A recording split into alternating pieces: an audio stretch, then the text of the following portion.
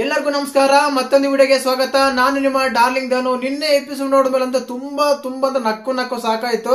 ಯಾಕಂದ್ರೆ last 3 episode compare ಮಾಡ್ಕೊಂಡ್ರೆ one of the best episode ಅನ್ಬೋದು.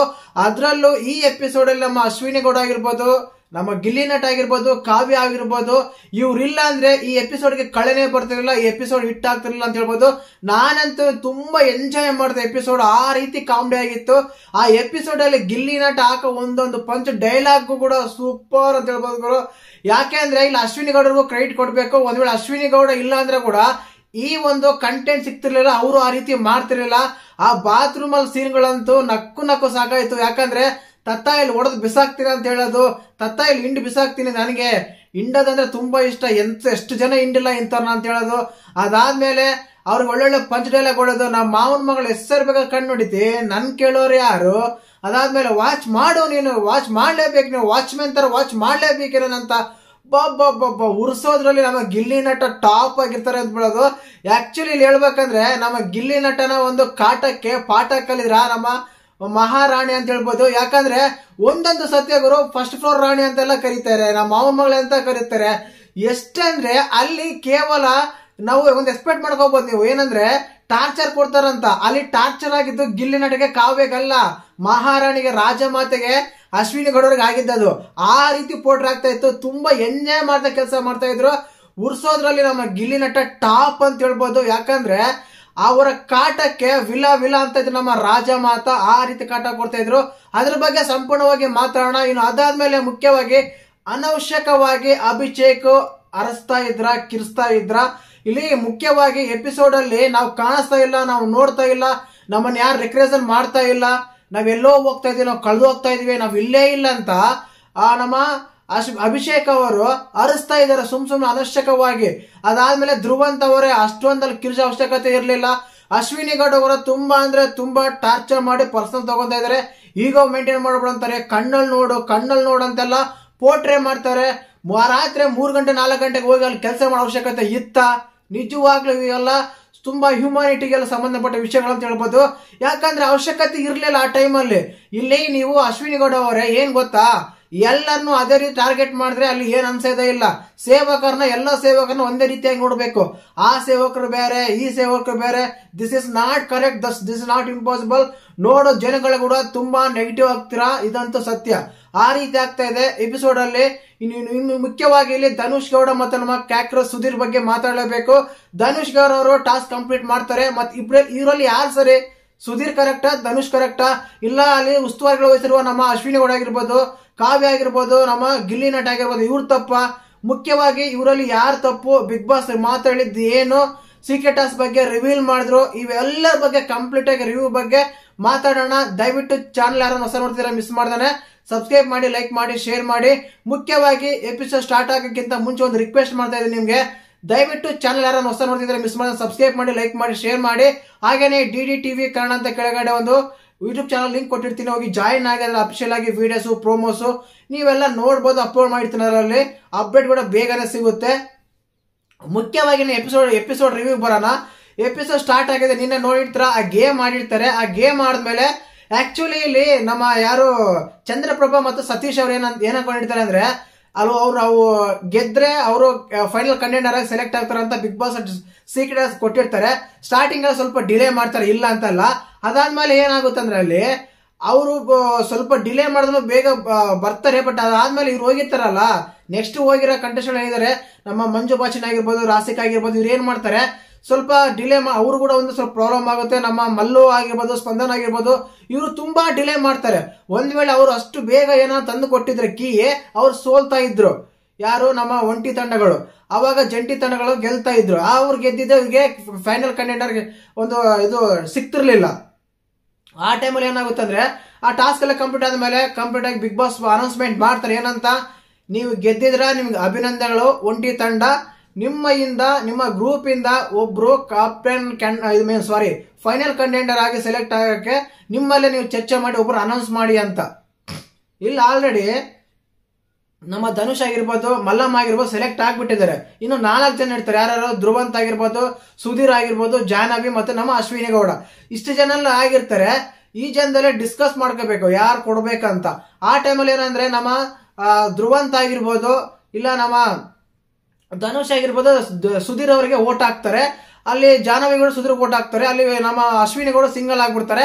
ಆದ ಕಾರಣ ಏನಂದ್ರೆ ಇಲ್ಲಿ ಸುಧೀರ್ ಅವರು ಸೆಲೆಕ್ಟ್ ಆಗ್ತಾರೆ. ಏನು ಐ ಮೀನ್ ಫೈನಲ್ ಕಂಟೆಂಡರ್ ಆಗಿ. ಅಲ್ಲಿ ಸೂಕ್ತ ಕಾರಣ ತಿಳಿಸಿ ಅಂತ ಕೇಳಿದಾಗ ಏನೋ ಒಂದು ಎಕ್ಸಾಂಪಲ್ ಕೊಡಬೇಕು ಹೇಳೋಂಗಿತ್ತು ನನಗೆ ಯಾವ ಇತ್ತು. ಓಕೆ, ಅಲ್ಲಿರೋ ಕಂಟೆಸ್ಟೆಂಟ್ ಗಳಲ್ಲಿ ಇನ್ನು ಯಾರಿಗೆ ಕೊಡ್ಬೋದಾಗಿತ್ತ ಅಂತ ಕೇಳೋದಾದ್ರೆ ನೋಡೋ ನಮ್ಗಾದ್ರೆ ಅಶ್ವಿನಿ ಗೌಡ ಅವ್ರಿಗೆ ಕೊಡ್ಬೇಕಾ ಅಂತ. ಯಾಕಂದ್ರೆ ಅವ್ರು ಕಂಟೆಂಟ್ ಕೊಡ್ತಾರೆ. But negative or positive this is not ಅಂದ್ರೆ ಅದೇನೇ ಹೇಳ್ಬೇಕಂತೇನಿಲ್ಲ. ನೆಗೆಟಿವ್ ಪಾಸಿಟಿವ್ ಒಂದಾಗಿ ಕಂಟೆಂಟ್ ಸಿಗ್ತದೆ ಅವ್ರ ಕಡೆಯಿಂದ. ಆದ್ರಿಂದ ಅವ್ರಿಗೂ ಕೊಟ್ಟರು ಚೆನ್ನಾಗಿತ್ತು. ಯಾಕಂದ್ರೆ ಉಸ್ತುವಾರಿ ಆಗಿರ್ಬೋದು, ಅಲ್ಲ ಆಟ ಆಗಿರ್ಬೋದು, ಮನೆ ಮೇಲೆ ಆಕ್ಟಿವಿಟಿ ಆಗಿರ್ಬೋದು ಚೆನ್ನಾಗಿತ್ತು ಕಂಪೇರ್ ಟು ಅದರ್ ಕಂಟೆಸ್ಟೆಂಟ್. ಈಗ ಜಾಹ್ನವಿ ಆಗಿರ್ಬೋದು, ಸುಧೀರ್ ಆಗಿರ್ಬೋದು, ನಮ್ಮ ಆಮೇಲೆ ಧ್ರುವಂತ್ ಆಗಿರ್ಬೋದು, ಇವ್ರ ಬಗ್ಗೆ ತಗೊಂಡಾಗ ಏನಾಗುತ್ತಂದ್ರೆ ಕಂಪೇರ್ ಮಾಡ್ಕೊಂಡ್ರೆ ಅವ್ರು ಕೂಡ ಬೆಸ್ಟ್ ಇದ್ರು. ಬಟ್ ಅವ್ರು ಕೂಡ ಕೊಡ್ಬೋದಾಗಿತ್ತು. ಆದ್ರೆ ಸುಧೀರ್ನ ಸೆಲೆಕ್ಟ್ ಮಾಡ್ಕೊಂತಾರೆ.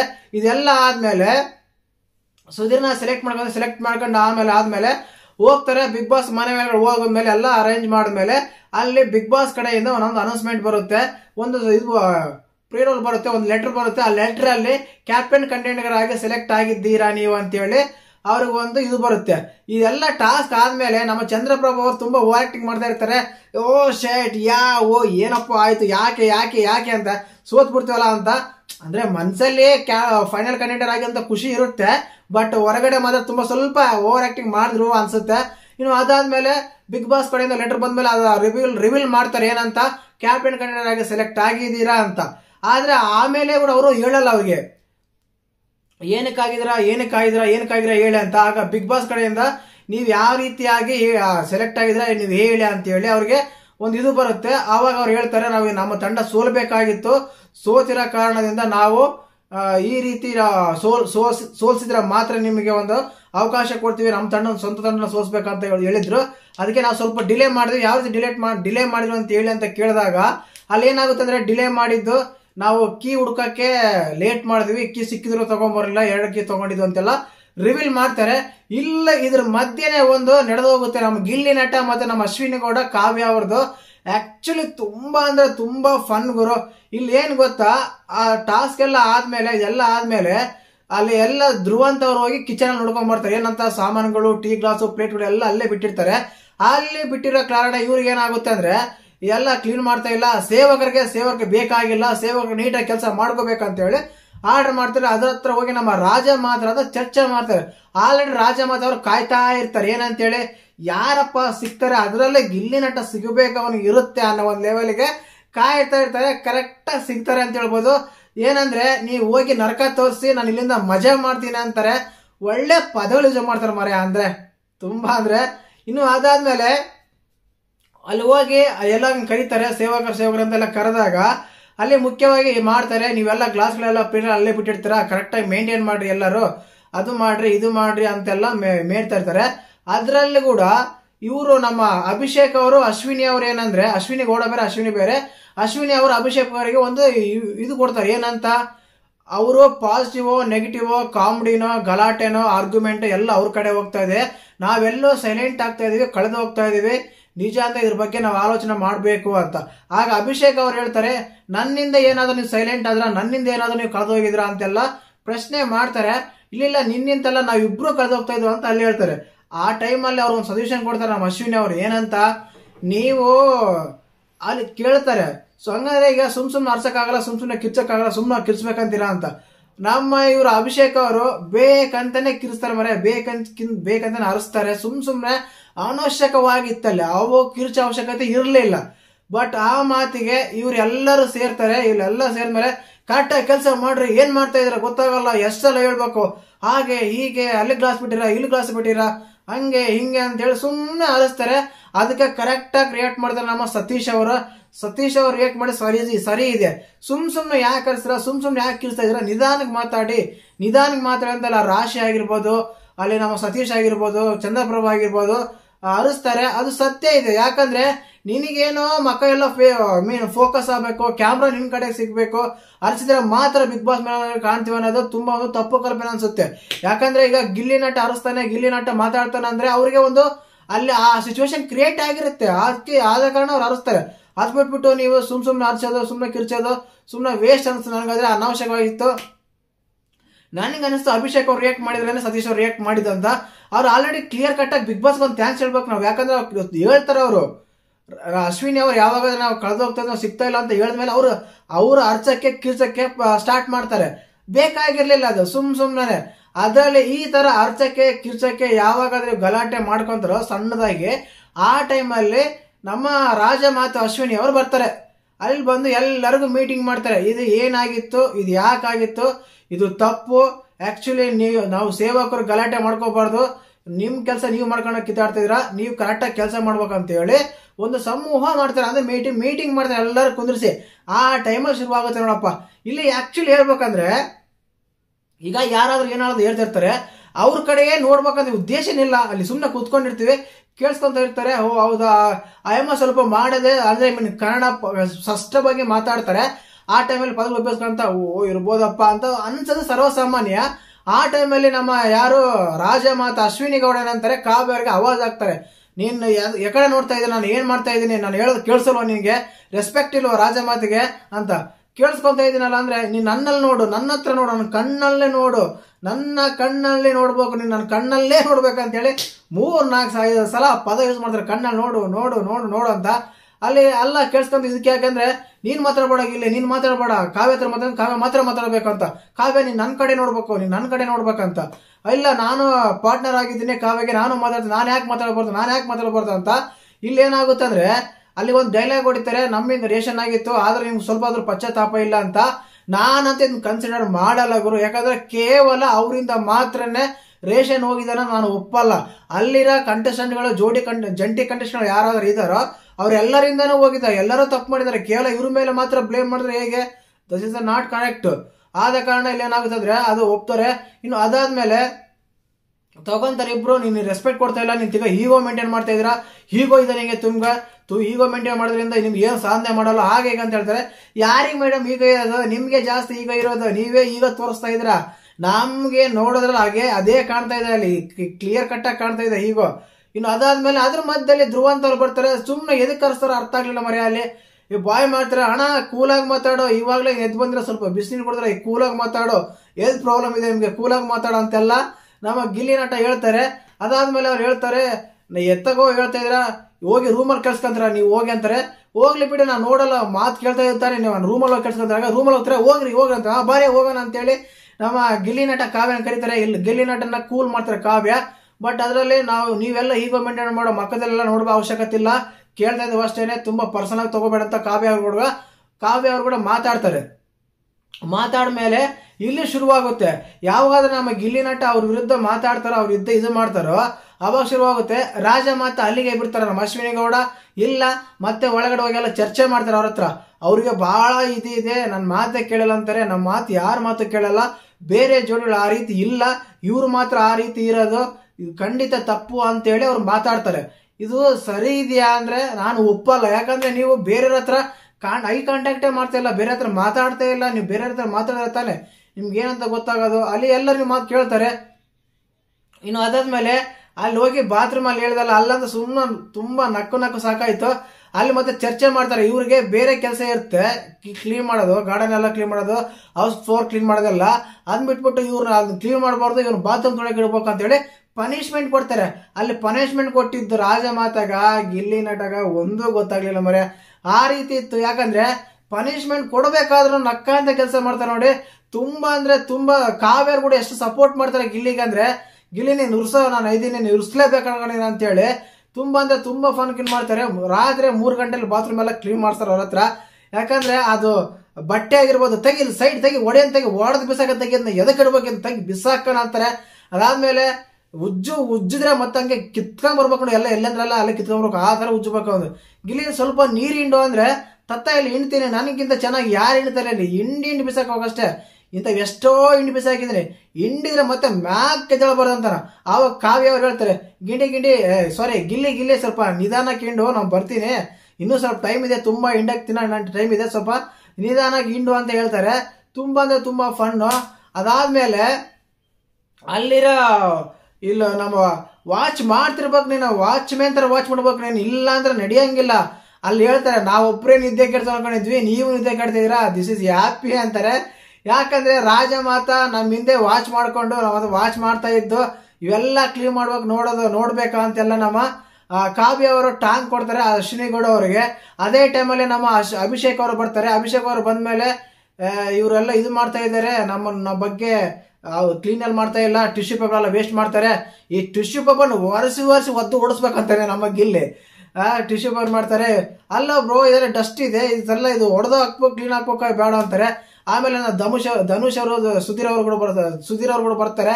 ತೆಗಿ ಬ್ರೋ ಇಲ್ಲಿ ಕ್ಲೀನ್ ಮಾಡ್ಬೇಕು, ನಾನು ಅಲ್ಲಿ ಕ್ಲೀನ್ ಮಾಡ್ಬೇಕು, ನಾನು ಇಲ್ಲಿ ಕ್ಲೀನ್ ಮಾಡ್ಬೇಕಂತ ಎಷ್ಟು ಎನರ್ಜೆಟಿಕ್ ಆಗಿ ಎಷ್ಟು ಫನ್ ಆಗಿ ಅವ್ರ ಮೇಲೆ ಎಷ್ಟೇ ದೋಷ ಮಾಡಿದ್ರು ಎಷ್ಟೇ ಈಗೋ ಮೇಂಟೈನ್ ಮಾಡಿದ್ರು ಅದೆಲ್ಲ ಪಾಸಿಟಿವ್ ತಗೊಂಡು ಕೆಲಸ ಮಾಡ್ತಾರೆ ನೋಡಿ. ನಕ್ಕಂತ ಕಂಟೆಂಟ್ ಕೊಡ್ತಾರೆ ನೋಡಿ.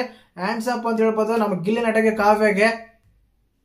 ಇನ್ನು ಅದು ಆಯ್ತು. ಇನ್ನು ಅದಾದ್ಮೇಲೆ ಬೆಳಿಗ್ಗೆ ಹೇಳ್ತಾರೆ. ಬೆಳಿಗ್ಗೆ ಎದ್ಮೇಲೆ ಮತ್ತೆ ಸೇಮ್ ಸ್ಟಾರ್ಟ್ ಅಪ್ಪ. ನಮ್ಮ ಅಶ್ವಿನಿ ಗೌಡ ಅವ್ರು ಎಲ್ಲಿದ್ದಾರೆ ಹುಡ್ಕೊಂಬರ್ರಿ, ಅವ್ರನ್ನ ಕರೀರಿ ಅಂತ ಕರ್ಕೊಂಬರ್ತಾರೆ. ಮತ್ತೆ ಅದೇ ಸ್ಟಾರ್ಟ್.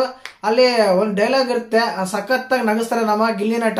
ಏನ್ ಗೊತ್ತಾ, ಅಲ್ಲಿ ಅದೆಲ್ಲ ಆದ್ಮೇಲೆ ನಾವಂತ ಸೂಪರ್ ಆಗಿದೀವಿ, ಆರಾಮಾಗಿದೀವಿ, ನಮ್ಗೆ ಕೆಲ್ಸನೇ ಇಲ್ಲಪ್ಪ, ಆರಾಮಾಗಿದೀವಿ, ಇದೆಲ್ಲ ಕ್ಲೀನ್ ಮಾಡೋಕ್ಕಿಂತ ಬಾತ್ರೂಮ್ 4 ಬಕೆಟ್ ಹಾಕಿ ಸುಮ್ನೆ ಕುತ್ಕೊಂಡ್ಬಿಡ್ರು ಆಯ್ತು, ಚೆನ್ನಾಗಿರ್ಬೋದು ನೋಡಿ. ಇಲ್ಲಿ ಕೂಡ ನಮಗ್ ಮತ್ತೆ ಏನೇನು ಕೆಲಸ ಹೇಳ್ತಾರೆ ಅನ್ನೋ ಒಂದು ಮಾತಿಲ್ದಾನೆ ಮತ್ತೆ ಹೋಗಿ ಆರಾಮಾಗಿದೀವಪ್ಪ ನಾವು. ಇದಕ್ಕಿಂತ ಮುಂಚೆ ಎಲ್ಲ ಫ್ಲೋರ್ ಕ್ಲೀನ್ ಮಾಡ್ತಾ ಇದ್ವಿ, ಈಗ ಓನ್ಲಿ ಬಾತ್ರೂಮ್ 4 ಬಕೆಟ್ ನೀರು ಹಾಕ್ಬಿಟ್ರೆ ಕತೆ ಬಗೆರ್ದು ಹೋಯ್ತು, ಆರಾಮಾಗಿದೀವಿ ಅಂತೆಲ್ಲ ಹೇಳ್ತಾರೆ. ಮತ್ತೆ ಗುರುಕಂತ್ರ ಮನೆ ನಮ್ಮ ರಾಜ ಮಾತು ಅಶ್ವಿನಿ ಗೌಡ ಅವರು.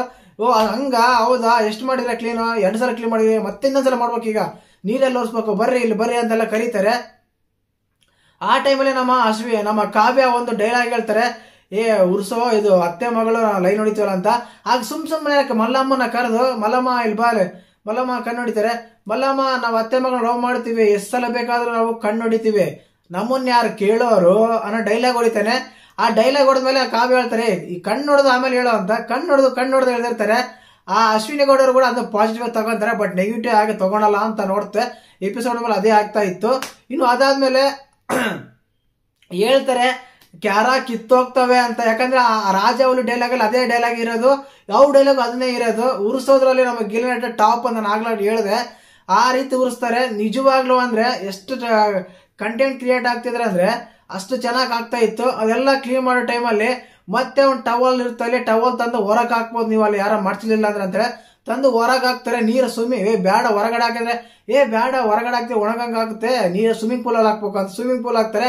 ನಮ್ಮ ರಾಜ ಮಾತು ಅಲ್ಲಿ ಇರ್ತಾರೆ, ಅಲ್ಲಿ ಲಿಫ್ಟ್ ಹತ್ರ ಇರ್ತಾರೆ. ಸಾರಿ ಫಸ್ಟ್ ಫ್ಲೋರ್ ರಾಣಿ ಅಂತೆ, ಸಾರಿ ಫಸ್ಟ್ ಫ್ಲೋರ್ ರಾಣಿ ಅಂತೆ. ಏನ್ ಡೈಲಾಗ್ ಮಾರಾಯ, ಬಾಬಾ ನಕ್ಕು ಸಾಕಾಯ್ತು. ಅದಾದ್ಮೇಲೆ ಹೊರಗೆ ಬಿಸಾಕ್ತಾರೆ. ಸ್ವಿಮ್ಮಿಂಗ್ ಪೂಲ್ ಅಲ್ಲಿ ಆಡಿಸ್ತಾರೆ. ಸ್ವಿಮ್ಮಿಂಗ್ ಪೂಲ್ ಅಲ್ಲಿ ಆಡಿಸಿ ಕೂಡ ಅಷ್ಟು ಅಲ್ಲಿ ಕೂಡ ಟೇಕ್ ದ ಎಂಜಾಯ್, ನೀಟಾಗಿ ಎಂಜಾಯ್ ಮಾಡ್ತಾರೆ. ಅದು ಎಷ್ಟು ಚೆನ್ನಾಗಿ ಎಂಜಾಯ್ ಮಾಡ್ತಾರೆ ಅಂದ್ರೆ ಅಷ್ಟು ಚೆನ್ನಾಗಿ ಎಂಜಾಯ್ ಮಾಡ್ತಾರೆ. ಯಾವುದೇನೋ ತಗೊಳಂಗೇ ಇಲ್ಲ, ನೀವು ಏನೇ ಹೇಳಿದ್ರು ತಗೊಳಂಗಿಲ್ಲ ಅನ್ನೋ ಲೆವೆಲ್ಗೆ ತಗೊಂತಾರೆ. ಇದೆಲ್ಲ ಅಶ್ವಿನಿ ಅವರು, ಗಿಲ್ಲಿ ನಟ ಕಾವ್ಯ ಅವರು ಆಯ್ತು. ನಿನ್ನೆ ಎಪಿಸೋಡ್ ಆಗಿದ್ದು ಹೈಲೈಟ್ ಅವರೇ ಮಾತ್ರ ಮರ. ಇನ್ನು ಆದ್ಮೇಲೆ ಟಾಸ್ಕ್ ವಿಷಯಕ್ಕೆ ಬರೋಣ. ಟಾಸ್ಕ್ ಎಲ್ಲ ಕೊಡ್ತಾರೆ. ಈಗ ಇಲ್ಲಿ ಆಲ್ರೆಡಿ ನಮ್ಮ ಸುಧೀರ್ ಅವರು, ನಮ್ಮ ಮಲ್ಲಮ್ಮ ಅವರು, ಅದಾದ್ಮೇಲೆ ನಮ್ಮ ಧನುಷ್ ಗೌಡ, ಇವು ಚಂದ್ರಪ್ರಭಾ, ಸತೀಶ್ ಅವರು, ಇಷ್ಟು ಜನ ಕ್ಯಾಪ್ಟನ್ ಕಂಟೆಂಡರ್ ಆಗಿ ಸೆಲೆಕ್ಟ್ ಆಗಿ, ಕ್ಯಾಪ್ಟನ್ ಅಂತ ಹೇಳಿ ಫೈನಲ್ ಕಂಟೆಂಡರ್ ಆಗಿ ಸೆಲೆಕ್ಟ್ ಆಗಿರ್ತಾರೆ. ಇದು ಫಸ್ಟ್ ವೀಕ್ ಅಲ್ಲಿ ಕ್ಯಾಪ್ಟನ್ ಇರ್ಬೇಕಾಯ್ತು, ಅಂತದ್ರಲ್ಲಿ ಫೈನಲ್ ಕಂಟೆಂಡರ್ ಮಾಡ್ತಾರೆ ಬಿಗ್ ಬಾಸ್ ಅವರು. ಅದೆಲ್ಲ ಸೆಲೆಕ್ಟ್ ಮಾಡ್ಕೊಂಡ್ರೆ ಟಾಸ್ಕ್ ಕೊಡ್ತಾರೆ. ಒಂದು ಮೇಜಿನ ಮೇಲೆ ಅದು ಬ್ಯಾಲೆನ್ಸ್ ಮಾಡ್ತಾ ಅವ್ರು ಕೊಟ್ಟಿರೋ 26 ಹಲಿಗೆಗಳನ್ನ ನೀಟಾಗಿ ಜೋಡಿಸಿ ಅವನ್ನ ಒಂದ್ಸಲ ದಬ್ಬಿದ್ರೆ ಅವ್ರು ಕರೆಕ್ಟ್ ಆಗಿ ಬೀಳ್ಬೇಕು. ಅದು ಕೂಡ ಜೋಡಿಸಿರೋ ಲಾಸ್ಟ್ ತಗೊಂಡು ಹೋಗಿ ಆ ಕಡೆಯಿಂದ ಇಟ್ಟು ಅದನ್ನ ಪ್ರೆಸ್ ಮಾಡ್ಬೇಕು ಅಂತ ಹೇಳಿರ್ತಾರೆ. ಬಟ್ ಎಲ್ಲ ಜೋಡಿಸ್ತಾರೆ. ಆಲ್ಮೋಸ್ಟ್ ಆ ಟಾಸ್ಕ್ ಎಲ್ಲ ತುಂಬಾ ಚೆನ್ನಾಗಿ ಆಡಿದ್ರು ಅಂತ ಹೇಳ್ಬೋದು. ನಮ್ಮ ಧನುಷ್ ಗೌಡ ಅವರು ಸೂಪರ್ ಆಗಿ ಮೆಂಟಲ್ ಇದ್ದಾರೆ, ಫಿಸಿಕಲ್ ಇದ್ದಾರೆ, ಮಾತಲ್ಲಿ ಕೂಡ ಚೆನ್ನಾಗಿದ್ದಾರೆ ಅಂತಾರೆ. ಅಂದ್ರೆ ಅರ್ಥ ಮಾಡ್ಕೊಂತಾರೆ ಅಂತ ನನ್ಗೆ ಅನಿಸ್ತಾ ಇದೆ. ಇಲ್ಲಿ ಮುಖ್ಯವಾಗಿ ಆ ಟಾಸ್ಕ್ ಉಸ್ತುವಾರಿಗಳಾಗಿ ನಮ್ಮ ಗಿಲ್ಲಿ ನಟ ಮತ್ತು ಕಾವ್ಯ ಆಮೇಲೆ ಅಶ್ವಿನಿ ಗೌಡ ಇರ್ತಾರೆ. ಇಲ್ಲಿ ಏನ್ ಗೊತ್ತಾ, ಜೋಡಿಗಳಿಗೆ ಇವರು ಉಸ್ತುವಾರಿ ಆಗಿರ್ತಾರೆ, ನಮ್ಮ ಒಂಟಿಗಳಿಗೆ ಅಶ್ವಿನಿ ಗೌಡ ಉಸ್ತುವಾರಿ ಆಗಿರ್ತಾರೆ. ಬಟ್ ಇಲ್ಲಿ ಅಶ್ವಿನಿ ಗೌಡನೇ ಮೇಲುಗೆ ಸಾಧಿಸ್ತಾ ಇದ್ದಾರೆ. ಯಾಕಂದ್ರೆ ಹೇಳೋದಾಗಿರ್ಬೋದು, ಮಾಡೋದಾಗಿರ್ಬೋದು, ತುಂಬಾ ಅಂದ್ರೆ ತುಂಬಾ ಲೌಡ್ ಆಗಿ ಬಾಯಿಂದ ಚೆನ್ನಾಗಿ ಮಾತಾಡ್ತಾರಪ್ಪ ಅಶ್ವಿನಿ ಗೌಡ ಅವರು. ನಿಜ ಅಂದ್ರೆ ಸ್ವಲ್ಪ ಗಿಲ್ಲಿ ನಟ ಅವ್ರ ಮೇಲೆ ಸ್ವಲ್ಪ ಹೀಗೋ ಅಂದ್ರೆ ಅದೊಂದು ಬಿಟ್ರೆ ಇನ್ನೆಲ್ಲಾ ವಿಷಯಗಳು ಚೆನ್ನಾಗಿ ಮಾತಾಡ್ತಾರೆ, ಚೆನ್ನಾಗಿ ಕೂಡ ಕಾಣಿಸ್ತಾರೆ. ಬಿಗ್ ಬಾಸ್ ಮೇಲೆ ಸ್ಕ್ರೀನ್ ಬೇಸ್ ತುಂಬಾ ಅವ್ರದೇನೆ ಇತ್ತು. ಆ ರೀತಿ ಕಾಣ್ತಾ ಇರ್ತಾರೆ. ಬಟ್ ಇಲ್ಲೆಲ್ಲ ರೂಲ್ಸ್ ಬೇಕಾಗುತ್ತೆ. ಉಸ್ತುವಾರಿಗಳ ತಪ್ಪು ನಿರ್ಧಾರಗಳಿಂದ ಒಂದು ಇದಾಗುತ್ತೆ. ಆ ಟೈಮಲ್ಲಿ ಏನಾಗುತ್ತೆ ಅಂದ್ರೆ ಬಿಗ್ ಬಾಸ್ ಅವ್ರ ಅನೌನ್ಸ್ಮೆಂಟ್ ಬರುತ್ತೆ. ಬಿಗ್ ಬಾಸ್ ಇದೇನಂತ, ನಾವು ಏನಂತ ಹೇಳಿದ್ರೆ ನೀವು ಏನಂತ ಆಡ್ತಾ ಇದ್ರ ಅಂತ. ಅದಾದ್ಮೇಲೆ ಕೂಡ ನೀವು ಉಸ್ತುವಾರಿಗಳನ್ನು ತಗೋಬಹುದು. ಬಟ್ ರೂಲ್ಸ್ ಅಂತೂ ತಪ್ಪು ಮಾಡಿದೀರಾ ಅಂತ ಹೇಳಿದ್ಮೇಲೆ ಬಿಗ್ ಬಾಸ್ ಗಳಿಂದ ಅನೌನ್ಸ್ಮೆಂಟ್ ಬರುತ್ತೆ. ಇನ್ನೊಂದ್ಸಲ ಆಟ ಆಡಬಹುದು ಅಂದ್ರೆ ಅಲ್ಲಿ ಆಟ ಆಡಿರೋರಿಗೆ ಅನ್ಯಾಯ ಆಗುತ್ತೆ. ಒಂದ್ ವೇಳೆ ಇನ್ನೊಂದ್ಸಲ ಆಡಿಸಿದ್ರೆ ಅವ್ರಿಗೆ ಅನ್ಯಾಯ ಆಗುತ್ತೆ. ಈ ಆಡ್ಸ ಇಲ್ಲ ಅಂದ್ರೆ ಈ ಮೂರ್ಗೆ ಅನ್ಯಾಯ ಆಗುತ್ತೆ ಅಂತಾರೆ. ಅಲ್ಲಿ ಧನುಷ್ ತಪ್ಪ ಸುಧೀರ್ ತಪ್ಪ ಅಂತ ಕೇಳೋದಾದ್ರೆ ಖಂಡಿತವಾಗ್ಲು ಮೂವರ್ದು ತಪ್ಪಿಲ್ಲ ಅಲ್ಲಿ. ಯಾಕಂದ್ರೆ ಈಗೇನಾದ್ರೂ ಡಿಸ್ಕ್ವಾಲಿಫೈ ಮಾಡಿಬಿಡ್ತೀವಿ, ನೀವು ಗೇಮ್ ಚೆನ್ನಾಗಿ ಆಡಿಲ್ಲ ಅಂದ್ರೆ ರಾಂಗ್ ಆಡಿದ್ರ ನೀವು ಡಿಸ್ಕ್ವಾಲಿಫೈ ಮಾಡಿರ್ತೀರಿ. ಯಾಕಂದ್ರೆ ಒಂದ್ ವೇಳೆ ಮಧ್ಯದಲ್ಲಿ ಬಿದ್ರೆ ಅಲ್ಲಿಗೆ ಸ್ಟಾಪ್ ಆಗ್ಬೇಕು ಮತ್ತೆ ಆಡಂಗಿಲ್ಲ ಅಂತ ಹೇಳಿರ್ತಾರೆ. ಈಗ ಪ್ರೆಸ್ ಮಾಡ್ಬೇಕಾದ್ರೆ ಅವೇನಾದ್ರೂ ಸ್ಲಾಟ್ ಇಟ್ಟಿರ್ತಾರಲ್ಲ ಅವೇನಾದ್ರೂ ಬೀಳಿಲ್ಲ ಅಂದ್ರೆ ಅಲ್ಲಿಗೆ ಸ್ಟಾಪ್, ಅರ್ಧ ಬಿದ್ರು ಅಲ್ಲಿಗೆ ಸ್ಟಾಪ್ ಅಂತ ಹೇಳಿರ್ತಾರೆ. ಬಟ್ ಎಲ್ಲ ಬಿದ್ದಿರ್ತಾರೆ. ಬಟ್ ಈ ಲಾಸ್ಟ್ ತಗೊಂಡೋಗಿ ಫಸ್ಟ್ ಅಲ್ಲಿಂದ ಪ್ರೆಸ್ ಮಾಡ್ಬೇಕಾಗಿತ್ತು. ಇನ್ನು ಇರೋ ಕಂಟೆಸ್ಟೆಂಟ್ಗಳು ಏನೂ ಮಾಡಿರ್ಲಿಲ್ಲ. ಆದ್ರೂ ಅವಾಗ ಅವ್ರೇನಂತಾರೆ ಅಂದ್ರೆ ಇನ್ನೊಂದ್ಸಲ ಆಡ್ಸಂಗಿಲ್ಲ, ಇನ್ನೊಂದ್ಸಲ ಆಡ್ಸಿದ್ರೆ ಸ್ಟಾರ್ಟಿಂಗ್ ಅಲ್ಲಿ ಗೆದ್ದರಿಗೆ ಅನ್ಯಾಯ ಆಗುತ್ತೆ ಬಿಗ್ ಬಾಸ್ ಹೇಳ್ತಾರೆ. ಒಂದ್ ವೇಳೆ ಅವ್ರನ್ನ ಬಿಟ್ರೆ ಇವ್ರಿಗೆ ಅನ್ಯಾಯ ಆಯ್ತಂದ್ರೆ ಉಸ್ತುವಾರಿಗಳ ನಿರ್ಧಾರ ಕೊನೆಯ ನಿರ್ಧಾರವಾಗುತ್ತೆ. ನೀವು ಏನ್ ಬೇಕಾದ ನಿರ್ಧಾರ ತಗೋ ಅಂತೇಳಿ ನಮ್ಮ ಬಿಗ್ ಬಾಸ್ ಅವ್ರು ತಂದೆ ಕೈಯಲ್ಲಿ ಕೈ ಎತ್ತಿದ ಕೈ ತಂದು ಹಾಕ್ತಾನೇ ಇರ್ತಾರೆ. ಬೆಂಕಿನ ಅಂತಂದ್ರೆ ತಂದಾಕ್ತಾ ಇರ್ತಾರೆ. ಆ ತಂದಾಕೋ ಟೈಮಲ್ಲಿ ಅಲ್ಲಿ ಆರ್ಗ್ಯುಮೆಂಟ್ ಆಗುತ್ತೆ. ನಾನು ಹೇಳೋದಿಷ್ಟೇನೆ, ಧನುಷ್ ಅವರು ಚೆನ್ನಾಗಿ ಟಾಸ್ಕ್ ಆಡಿದ್ದಾರೆ, ಅವರಿಗೆ ವಿನ್ನಿಂಗ್ ಕೊಟ್ಟಿದ್ರೆ ಚೆನ್ನಾಗಿತ್ತು. ಅವ್ರಿಗೆ ವಿನ್ನಿಂಗ್ ಕೊಟ್ರೆ ಈ ಮೂವರೆಗೂ ಅನ್ಯಾಯ ಆಗುತ್ತಾ? ಅನ್ಯಾಯ ಆಗಲ್ಲ. ಯಾಕಂದ್ರೆ ಅವ್ರಿಗೂ ರೂಲ್ಸ್ ಗೊತ್ತಿರ್ಲಿಲ್ಲ ಆ ರೀತಿ ಅಂತ. ಅವರು ಸ್ಟಾರ್ಟಿಂಗ್ ಇಂದ ತಂದೆಲ್ಲ ಅದನ್ನೇ ಮಾಡ್ತಾ ಇದ್ರು. ಇಲ್ಲಿ ಏನ್ ಗೊತ್ತಾ, ಬ್ಯಾಡ್ ಲಕ್ ಅಂತ ಹೇಳ್ಬೋದು ಧನುಷ್ ಗೌಡ ಅವ್ರಿಗೆ. ಈಗ ಧನುಷ್ ಗೌಡ ವಿನ್ನಿಂಗ್ ಕೊಟ್ರೆ ಈ ಮೂವರೆಗೂ ಅನ್ಯಾಯ ಆಗುತ್ತೆ. ಇವ್ರ ಮೂವರ್ಗೂ ಮತ್ತೆ ಗೇಮ್ ಕೊಟ್ರೆ ಧನುಷ್ ಗೌಡ ಅನ್ಯಾಯ ಆಗುತ್ತೆ. ಈ ರೀತಿ ಸಿಚುವೇಶನ್. ನನಗೆ ಅನ್ಸೋದೇನಂದ್ರೆ ಉಸ್ತುವಾರಿಗಳ ನಿರ್ಧಾರ ತಗೊಂಡು ಧನುಷ್ ಗೌಡರಿಗೆ ವಿನ್ನಿಂಗ್ ಕೊಟ್ರೆ ಚೆನ್ನಾಗಿರೋದು. ಕಾರಣ ಏನಂದ್ರೆ ಅವ್ರಿಗಿಂತ ಬೇಗ ಆಟ ಮುಗಿಸಿದ್ದಾರೆ.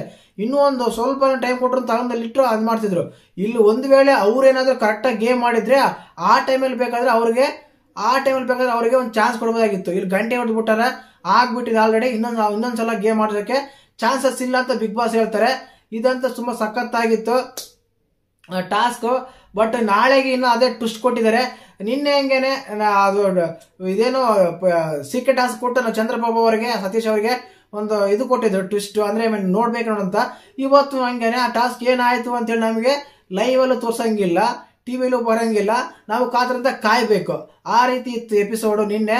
ಟೋಟಲ್ ಆಗಿ ಹೇಳ್ಬೇಕಂದ್ರೆ ನಾನು ಸ್ಟಾರ್ಟಿಂಗ್ ಅಲ್ಲಿ ಹೇಳಿದೆ, ನಿನ್ನೆ ಎಪಿಸೋಡ್ ಅಲ್ಲಿ ಮಾತ್ರ ಫನ್ ಆಗಿ, ಹೀಗೋ ಆಗಿ, ಕಾಮಿಡಿ ಆಗಿ, ಕಂಟೆಂಟ್ ಆಗಿ, ವಾಯ್ಸ್ ರೈಸ್ ಮಾಡಿ ಎಲ್ಲದರಲ್ಲೂ ನಮ್ಮ ಕಾವ್ಯ, ಗಿಲ್ಲಿ ನಟ, ಅಶ್ವಿನಿ ಗೌಡ ಕಾಣಿಸ್ಕೊಂಡ್ರು.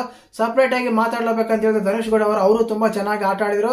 ಸ್ಟ್ಯಾಂಡ್ ತಗೊಂಡ್ರೆ ಅಲ್ಲೆಲ್ಲ ಹೇಳ್ಬೇಕು. ಅಲ್ಲಿ ಅನವಶ್ಯವಾಗಿ ಮಾತಾಡಿದ್ರು ಮಾತ್ರ ಅಭಿಷೇಕ್, ಧ್ರುವ ಅಂತೂ ಅಲ್ಲಿ ಕಿರ್ಚಾಡೋ ಕೂಗಾಡೋ ಅವಶ್ಯಕತೆ ಇರಲಿಲ್ಲ, ಬೇಕಂತಾನೆ ಕೂಗಾಡಿದ್ರು. ಇದು ಇವತ್ತಿನ ಎಪಿಸೋಡ್ ರಿವ್ಯೂ ಆಗಿತ್ತು. ದಯವಿಟ್ಟು ಎಪಿಸೋಡ್ ನೀವು ನೋಡಿರ್ತೀರಾ, ನಿಮ್ಗೆ ಎಪಿಸೋಡ್ ನೋಡಿದ್ರೆ ಮನಸ್ಸಿನ ಮಾತು ನಿಮ್ಗೆ ಏನ್ ಅನ್ಸ್ತಾ ಅಂತ ಕಮೆಂಟ್ ಮಾಡಿ. ದಯವಿಟ್ಟು ಯಾರನ್ನ ಹೊಸ ನೋಡ್ತೀರಾ ಮಿಸ್ ಮಾಡಿದ್ರೆ ಚಾನಲ್ ಸಬ್ಸ್ಕ್ರೈಬ್ ಮಾಡಿ, ಲೈಕ್ ಮಾಡಿ, ಶೇರ್ ಮಾಡಿ. ವಿಡಿಯೋನ ಲೈಕ್ ಮಾಡಿ. ನೋಡ್ತಾ ಇದ್ದೀರಾ, ಲೈಕ್ಸ್ ಬರ್ತಾ ಇಲ್ಲ. ಹಾಗೇನೆ ಚಾನಲ್ಗಳು ಸಬ್ಸ್ಕ್ರೈಬ್ ಮಾಡ್ಕೊಂತ ಇಲ್ಲ, ಯಾರು ಸುಮ್ಮನೆ ನೋಡ್ತಾ ಇದ್ದೀರಾ. ದಯವಿಟ್ಟು ಯಾರಾದ್ರೂ ನೋಡಿದ್ರೆ ಸಬ್ಸ್ಕ್ರೈಬ್ ಮಾಡ್ಕೊಳ್ಳಿ. ಇದಾಗಿತ್ತು ನಿನ್ನೆ ಎಪಿಸೋಡ್. ಮತ್ತೆ ನಿಮ್ಗೆ ಅನ್ಸುತ್ತೆ ಕಮೆಂಟ್ ಮಾಡಿ. ಜೈ ಹಿಂದ್, ಜೈ ಕರ್ನಾಟಕ ಮಾತೆ.